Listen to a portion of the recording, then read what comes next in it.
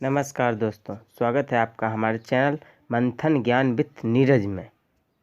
आज हम आपके लिए प्राचीन भारतीय इतिहास का साहित्य लेके आए हैं, तो प्लीज़ हमारे चैनल को सब्सक्राइब करें, पसंद आए तो लाइक करें और प्लीज़ शेयर कर दें। इसका शीर्षक है प्राचीन भारतीय इतिहास के साहित्य साधन। प्राचीन भारतीय की सभ्यता, संस्कृति तथा शासन कला का अध्ययन करने के पूर्व इतिहास की उन सामग्रियों का अध्ययन करना आवश्यक है जिनके द्वारा हमें प्राचीन भारत के इतिहास का ज्ञान होता है। यूँ तो भारत के प्राचीन साहित्य तथा दर्शन के संबंध में जानकारी के अनेक साधन उपलब्ध हैं, परंतु भारत के प्राचीन इतिहास की जानकारी के साधन संतोषप्रद नहीं हैं। उनकी न्यूनता के कारण अति प्राचीन भारतीय संस्कृति में शासन का क्रमबद्ध इतिहास नहीं मिलता है। फिर भी ऐसे साधन उपलब्ध हैं जिनके अध्ययन एवं सर्वेक्षण में हमें भारत की प्राचीनता की कहानी की जानकारी होती है। इन साधनों के अध्ययन के बिना अतीत और वर्तमान भारत के निकट के संबंध की जानकारी होती है। इन साधनों के अध्ययन के बिना अतीत और वर्तमान भारत के निकट के संबंध की जानकारी करना भी असंभव है। प्राचीन भारत के इतिहास की जानकारी के साधनों को दो भागों में बांटा जा सकता है: साहित्य साधन और पुरातात्विक साधन, जो देशी और विदेशी दोनों हैं। साहित्यिक साधन दो प्रकार के हैं: धार्मिक साहित्य और लौकिक साहित्य। धार्मिक साहित्य भी दो प्रकार के हैं: ब्राह्मण ग्रंथ और अब्राह्मण ग्रंथ।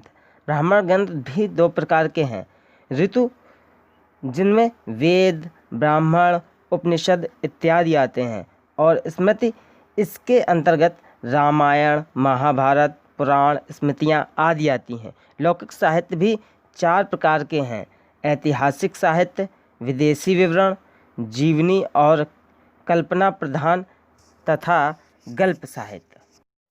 प्राचीन भारतीय इतिहास की जानकारी के प्रमुख साधन साहित्य ग्रंथ हैं, जिन्हें दो उपखंडों में रखा जा सकता है: धार्मिक साहित्य और लौकिक साहित्य। इनका अलग अलग उल्लेख करना आवश्यक है।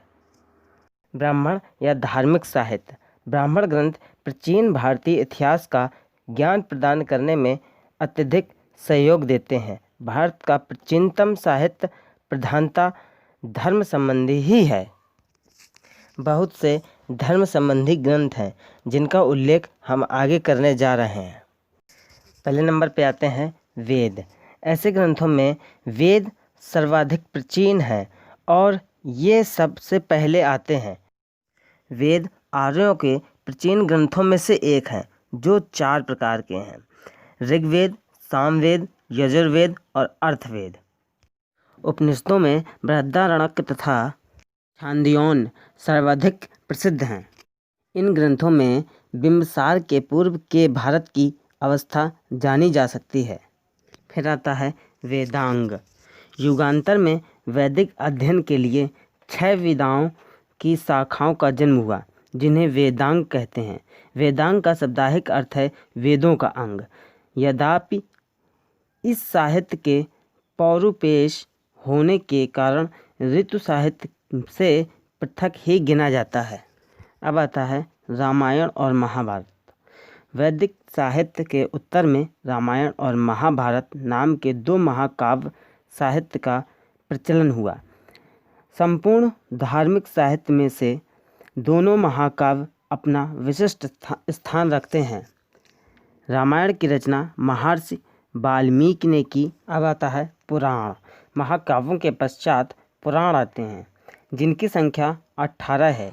इनकी रचना का श्रेय सूत, लोमहर्षण अथवा उनके पुत्र उग्र श्रवस या उग्र श्रवा को दिया जाता है, जिसमें मनु, विष्णु, याज्ञवल्क्य, नारद, बृहस्पति, पराशर आदि की स्मृतियाँ प्रसिद्ध हैं, जो धर्म शास्त्र के रूप में स्वीकार की जाती हैं। अब हम आपको अब्राह्मण ग्रंथ के बारे में बताएंगे।